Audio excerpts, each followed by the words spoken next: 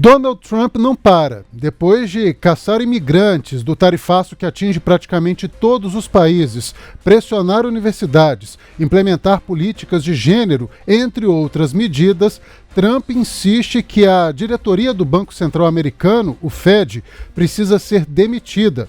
Só que ele não tem poder para isso. O Fed prevê a alta da inflação no país justamente por causa das políticas econômicas do presidente. E Trump não gosta de ser contrariado. Após 3 meses à frente da presidência americana, Trump tem assustado o mundo. Aqui no Brasil, 50% dos brasileiros consideram a gestão dele prejudicial e apenas 19% considera bom o presidente. Esse é o resultado que está em uma pesquisa do IPEC, IPEC, divulgada nesta sexta-feira e que vamos falar sobre ela agora. Vamos acompanhar aí na tela algum desses números. Uma das primeiras perguntas é se as políticas comerciais do presidente americano estão ou não prejudicando a economia brasileira. 50% afirma que está prejudicando, 25% acredita que não estão prejudicando essas políticas e 25% não responderam. Uma outra pergunta feita por esse levantamento é o impacto da atuação do governo dos Estados Unidos no Brasil. 49% considera negativo, 29% positivo, 2% considerou indiferente, não sabe ou não responderam 20%. E uma última pergunta foi se o governo de Donald Trump está fazendo um governo ótimo, bom ou regular, ruim ou péssimo. Na avaliação dos entrevistados, 8% consideraram bom, 8% consideraram ótimo, 19% consideraram bom, regular 19% também, ruim 9% e péssimo 21%. Não sabe, não responderam. Foi a avaliação de 24% desses entrevistados. Foram ouvidas 2.000 pessoas com 16 anos ou mais em 131 municípios brasileiros entre os dias 3 e 7 de abril. A margem de erro é de 2 pontos para mais ou para menos. Larissa, queria chamar você para a nossa conversa. Como que você avaliou esses números dessa pesquisa? Demorou ou não esse resultado? Letícia, me chamou muito a atenção, enfim, na verdade, primeiro um alívio de a percepção estar tão disseminada entre os cidadãos brasileiros, né? Afinal de contas, sim, toda essa política de tarifaço de Donald Trump, ela prejudica o Brasil de uma forma geral. A gente sabe, a gente tem conversado com especialistas que alertam ali para possibilidades de oportunidades para o Brasil estabelecer novas relações comerciais internacionais, mas, no geral, teve sim um aumento de taxas e toda uma instabilidade global que acaba afetando o Brasil também. Mas me chamou muito a atenção um dado específico, né, em relação a quem votou no presidente Lula, 58% dos entrevistados consideram que as medidas econômicas adotadas por Trump estão prejudicando o Brasil. Mas o percentual de pessoas que votaram em Jair Bolsonaro, adversário do presidente Lula, né, que são alinhados aí ao ex-presidente Jair Bolsonaro, 43% dos entrevistados também têm essa mesma percepção. Ou seja, a gente fala tanto em polarização aqui, talvez Donald Trump esteja unindo as nossas duas alas ideológicas mais fortes, uma puxada por Lula e outra puxada por Bolsonaro, no sentido de que é quase uma maioria acreditando que essa política de tarifaço de Trump está prejudicando o Brasil, Letícia e Léo. Justamente porque acho que o brasileiro já entendeu que inflação não é bom para ninguém, né? E a gente sabe muito bem que se as empresas passarem a exportar mais para a China e outros países, até mesmo ganhando aí uma fatia do mercado americano, já que nós somos sobretaxados com a taxa mínima de 10%, isso pode aumentar os preços aqui internamente. Quando se vende muito mais carne lá para fora, quem paga o preço e fica com uma carne talvez até de menor qualidade somos nós. A gente já sentiu sentiu isso no preço da carne, no preço do café, quando o pó de café é exportado com maior volume para o exterior. O mesmo acontece com os ovos. Enfim, a gente sabe muito bem o peso que isso tem na nossa inflação, e se as bolsas caem, todo mundo sai perdendo, né? Seja quem investe no mercado financeiro ou não, né, Larissa? Exatamente, exatamente. Então, assim, é interessante a gente ter essa constatação por meio de uma pesquisa, né? Enfim, seguindo ali todo o rigor metodológico, etc., e poder perceber que sim, as pessoas têm uma opinião a respeito do que está acontecendo nos Estados Unidos e o que os Estados Unidos estão fazendo em relação aos outros países, e aí incluindo o Brasil. E é isso que você falou, Léo. Todo mundo sabe que inflação não é boa para ninguém, e é por isso que esse tema, e aí fazendo uma conexão com o governo federal e tudo que a gente vem debatendo também aqui no OTN nas últimas semanas, como que essas questões econômicas são muito caras e são consideradas muito importantes quando a gente fala, por exemplo, de um debate eleitoral, quando a gente fala de propostas a serem apresentadas, promessas a serem feitas e cumpridas no campo da economia, porque é isso, né? A população sente isso no dia a dia, sente isso quando vê os alimentos mais caros, sente isso quando não consegue adquirir um bem que antes conseguia comprar. Então, é algo que, de fato, é uma percepção que é absorvida pelas pessoas, e agora a gente tendo essa constatação que também em relação ao que acontece fora do Brasil, né? Eu ia chamar a atenção justamente no ponto que a Larissa levantou, porque quando teve a eleição americana, a posse do Donald Trump, a gente viu um entusiasmo ali, tanto do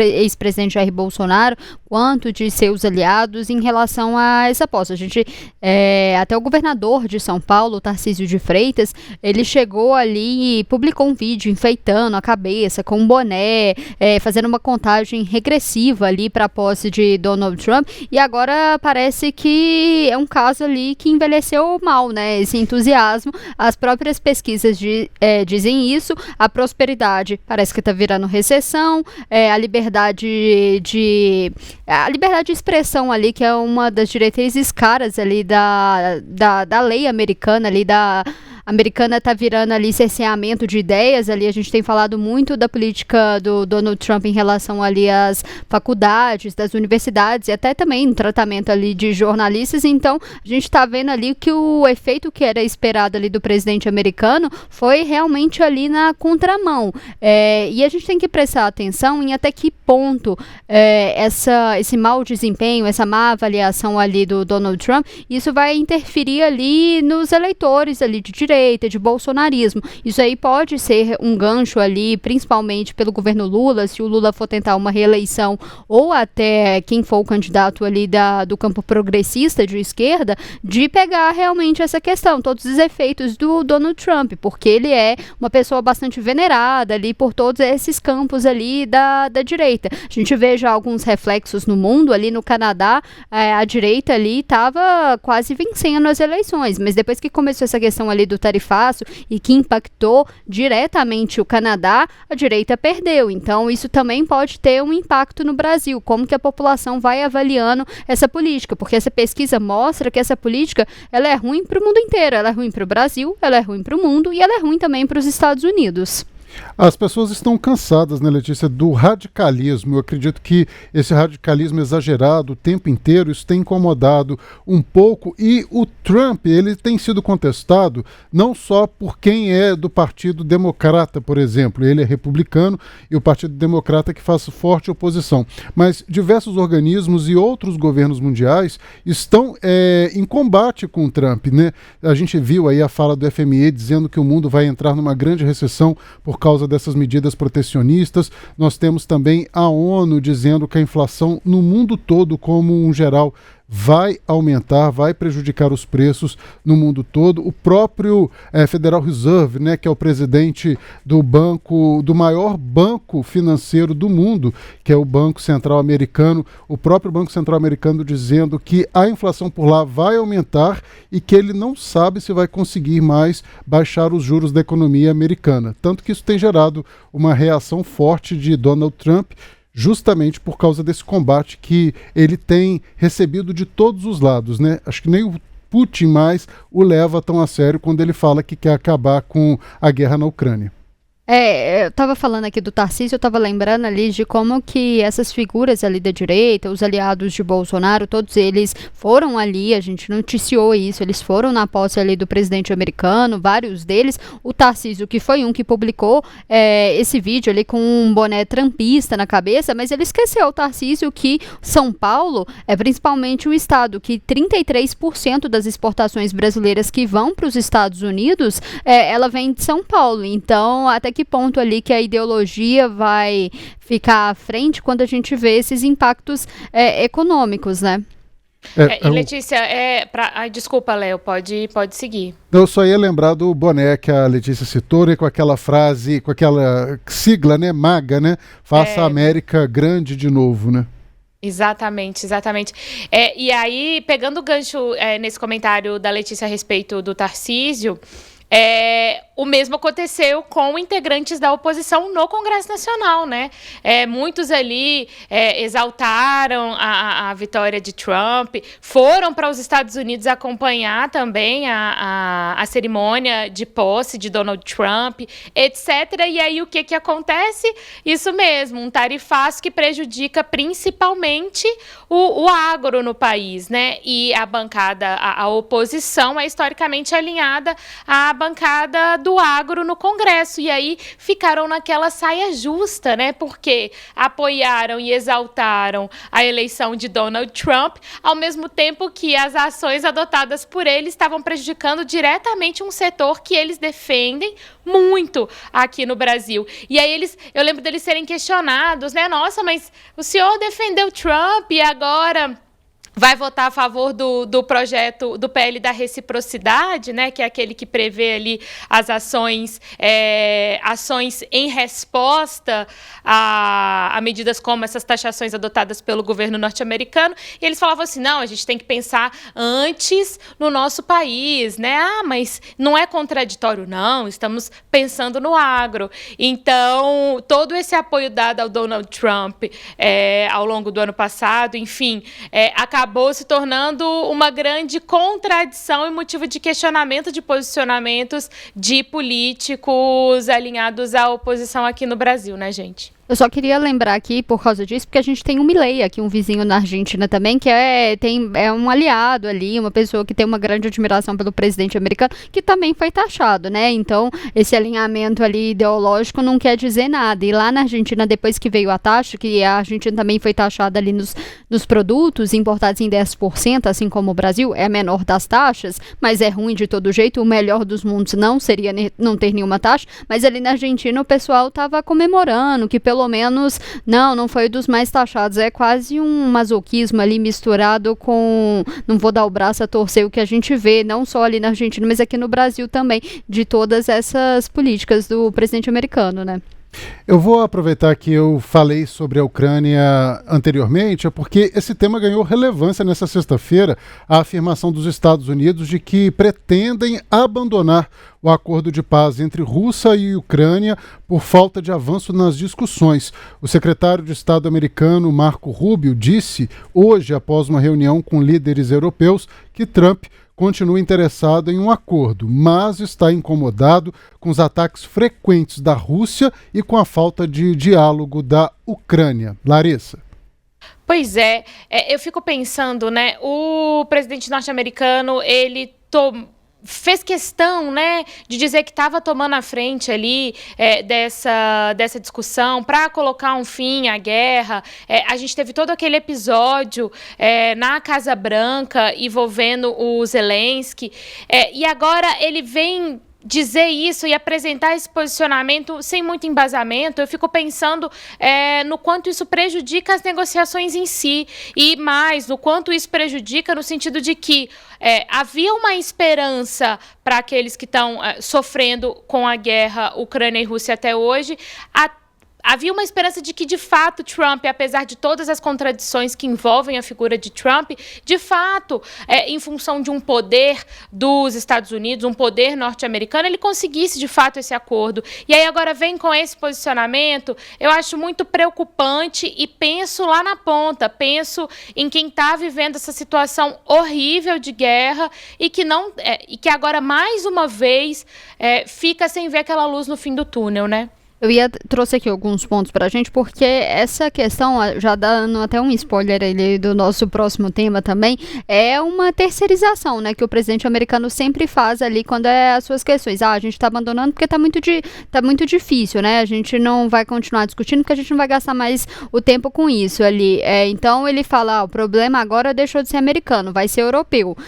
Mas é muito estranho, porque essa fala dele acontece ontem, o Macron chegou a falar que estava otimista com esse acordo ali, com essa ajuda dos Estados Unidos, e aí agora parece ali que não vai pra frente, porque ele cansou, não estava vendo nada. Mas aí a gente tem que chamar a atenção também que esse acordo ali proposto, costurado ali com a intermediação dos Estados Unidos também, era um pouco uma rendição também ali para a Ucrânia. O acordo ali, como estava sendo colocado, né, pelo que se tem notícia, ia se congelar o mapa como se tivesse hoje. Então, as terras ali que a Rússia pegou da Ucrânia ia ficar ali para a Rússia, ia ficar, então a Ucrânia ia perder bastante espaço ali territorial também. Um outro ponto desse acordo era ali questão das reservas minerais da Ucrânia, que os Estados Unidos ia ter poder sobre isso, e não só das reservas minerais, mas ali também das usinas, né? Então é quase ali que a Ucrânia não está cedendo a essa chantagem ali desse acordo, então vamos deixar isso para lá. Mas como a Larissa falou, isso é um problema ali que envolve muita coisa. A gente vê ali que vai impactar a questão ali de circulação de pessoas, de mercadorias também, e até a questão ali da segurança da Europa Ocidental mesmo.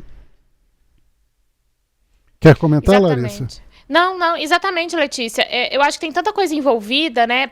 E quando eu penso nessa declaração de que estamos muito, muito próximos de abandonar uma negociação de paz, é muito leviano, né? Muito leviano por parte de Donald Trump anunciar isso agora, depois de tantas tentativas ou de tantas tratativas, de várias cerimônias ali.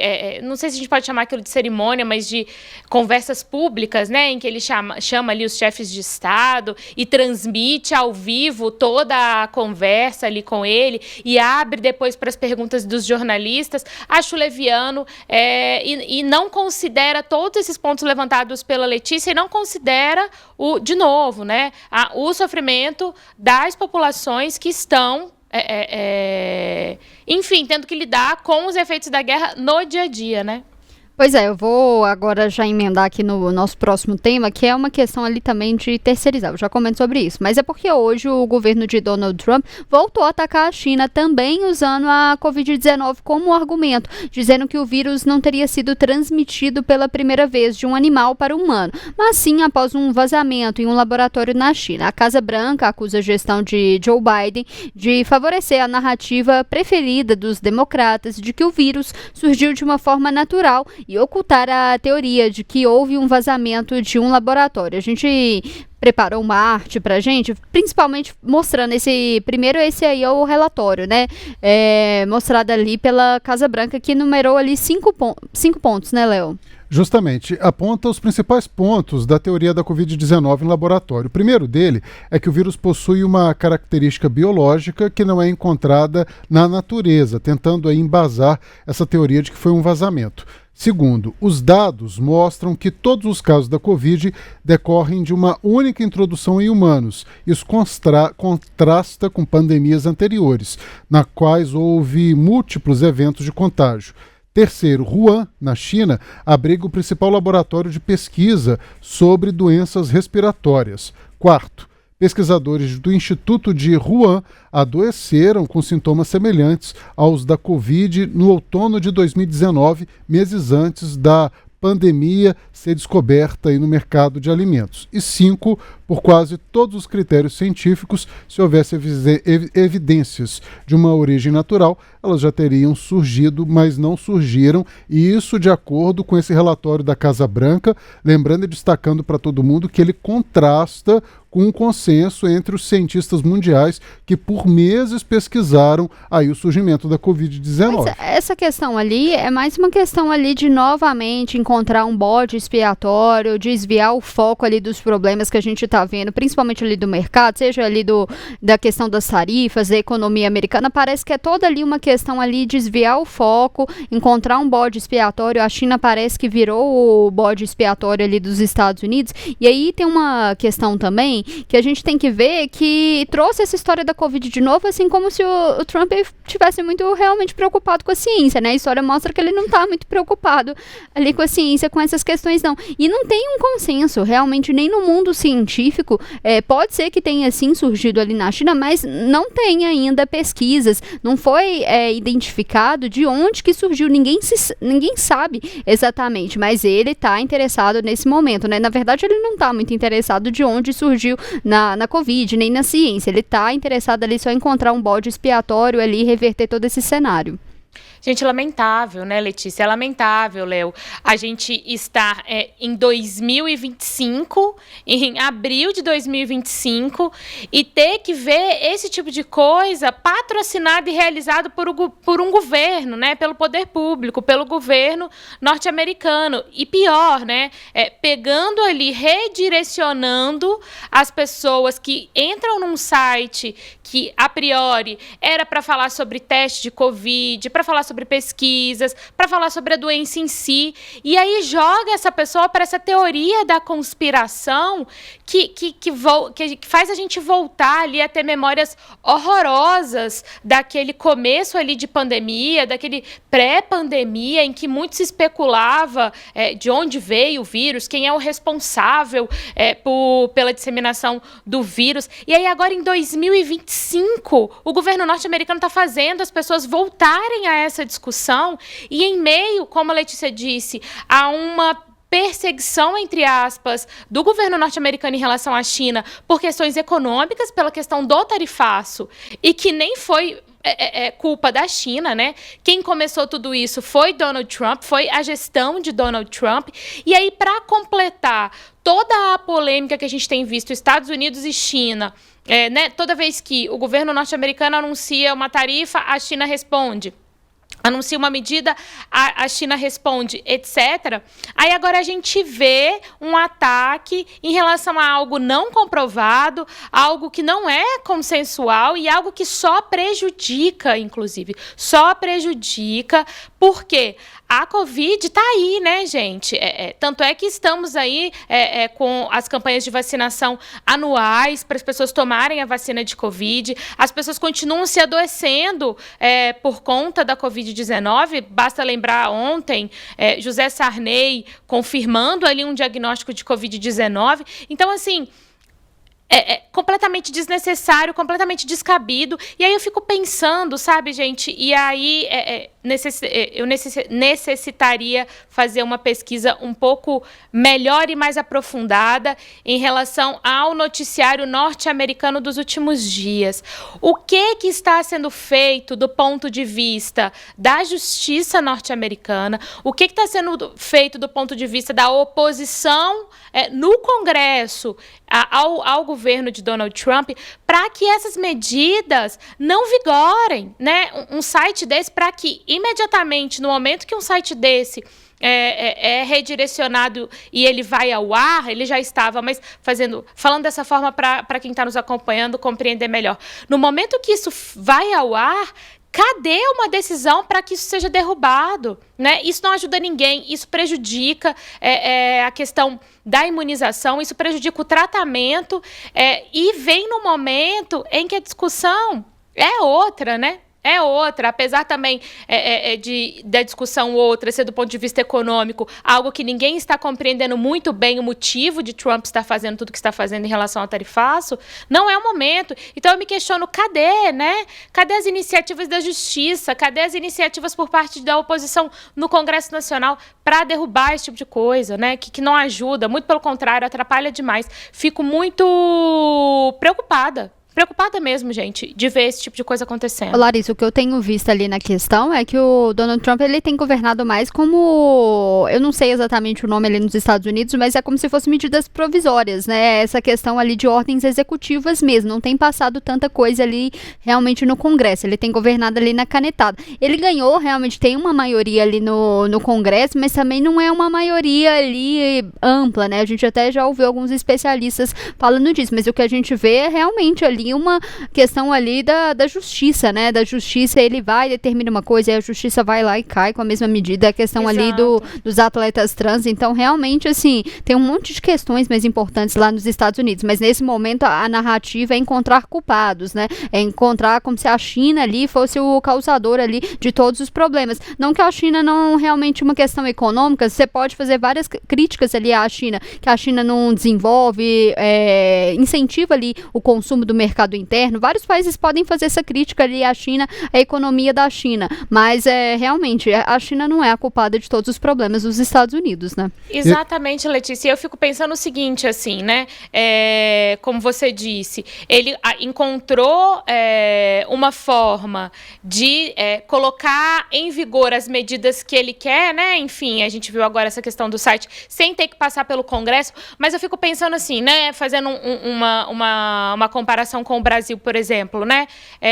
Muitas vezes os partidos acionam, por exemplo, o Supremo Tribunal Federal na tentativa de derrubar uma medida do governo federal aqui, isso em qualquer governo, né? Eu fico pensando se isso não seria possível nos Estados Unidos para que as coisas acontecessem de forma mais rápida, né? Mas é claro também que Trump não é bobo, né? A equipe dele também é muito bem articulada, sabe de quais manobras lançar mão para determinadas medidas, e isso acaba acontecendo. A gente está vendo o site permanece no ar, né, gente? Permanece no ar com teorias da conspiração. Então, assim, muito preocupante. Eu fico pensando, a gente está em abril de 2025, nós temos aí alguns poucos meses desse novo governo de Donald Trump. Como que a gente vai estar daqui a 2 anos, daqui a 3 anos, daqui a 4 anos? Me veio agora essa reflexão e me preocupa muito, gente. Pois essa questão ali tá toda terceirizar a culpa. A gente falou aqui um pouquinho mais cedo da questão ali do Banco Central, ali, dessa briga ali do presidente americano ali com o presidente do Banco Central americano. É o que tá culpando, terceirizando a culpa ali da economia, como se o problema ali da economia não fosse todas essas políticas, toda essa incerteza, volta atrás ali na questão das tarifas, como se não fosse incerteza. A recessão que está acontecendo ali nos Estados Unidos, como se fosse a culpa ali só do Banco Central, né? Essa política, né, Léo? E Letícia, eu tava lendo a respeito... Desculpa, Léo, só para não perder a linha de raciocínio em relação à Letícia, porque eu pensava, tentando fazer ali também uma comparação entre o Banco Central brasileiro, né, que é autônomo, etc., o presidente tem um mandato, ele é sabatinado pelo Senado, enfim. Como seria essa questão em relação aos Estados Unidos se Donald Trump conseguisse, de fato, né, demitir o presidente do Federal Reserve, o Banco Central dos Estados Unidos, né? E aí eu fui pesquisar... esse presidente ele só pode ser retirado ali do cargo por justa causa. Mas, ainda assim, não há uma definição do que exatamente seria essa justa causa. E que divergências ideológicas, divergências políticas, não seriam suficientes para configurar um argumento de justa causa para a retirada do presidente. E aí eu estava vendo também alguns registros, de acordo com o Wall Street Journal, nenhum presidente de Banco Central dos Estados Unidos foi destituído até hoje. Então, isso não há precedente, isso nunca aconteceu. Então, assim, a importância, eu lembro que quando toda a discussão do projeto de lei que previa a autonomia do Banco Central aqui no Brasil, ainda na gestão do ex-presidente Jair Bolsonaro, quando toda essa discussão começou, né, como que os especialistas e as entidades representativas vinham a público para destacar a importância de um Banco Central autônomo, né? E aí agora, a gente viu isso muito importante aqui no Brasil e agora a gente está vendo em relação aos Estados Unidos, porque o presidente ele tem a autonomia para, inclusive, vir a público e fazer críticas à política fiscal, à política econômica que está sendo adotada por Donald Trump. Não que ele não esteja ouvindo críticas, mas quando o mundo ouve o presidente do Banco Central norte-americano falando isso, tem um peso gigantesco e favorece uma pressão no sentido de tentar parar Donald Trump e toda essa instabilidade que ele está causando, né, Léo? Eu estava conversando com o Léo porque foi justamente o Donald Trump que indicou o presidente agora do Banco Central. Ele está tentando ali... Jerome Powell. Ele está terceirizando.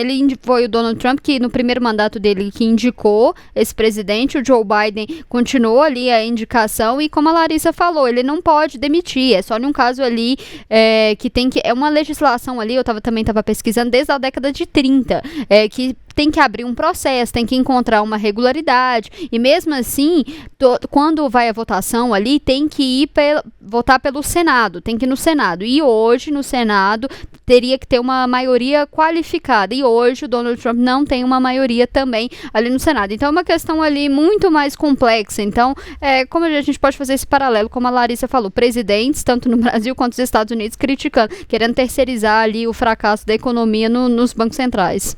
Eu quero pontuar algumas coisas aqui, porque o Jerome Powell, que é o presidente do Banco Central, ele foi nomeado pelo Trump no primeiro mandato do governo de Donald Trump, e ele foi uma grande inspiração para que o governo de Jair Bolsonaro tornasse o Banco Central brasileiro independente, né? A gente tem falado aí sobre toda essa importância da independência dos bancos centrais em todo o mundo, mas o Fed, o Federal Reserve, nos Estados Unidos, é uma grande referência de independência para diversos países e foi uma grande referência para o Brasil em 2021, quando o governo de Jair Bolsonaro colocou o Banco Central brasileiro independente. Então, assim, Trump gosta muito de criar essas narrativas de combate e, vou repetir uma coisa que eu já falei aqui durante a semana, e criando também uma cultura de ódio entre a população e entre os eleitores dele, porque a partir do momento que ele combate o Banco Central americano da maneira como ele está combatendo, milhões de eleitores começam também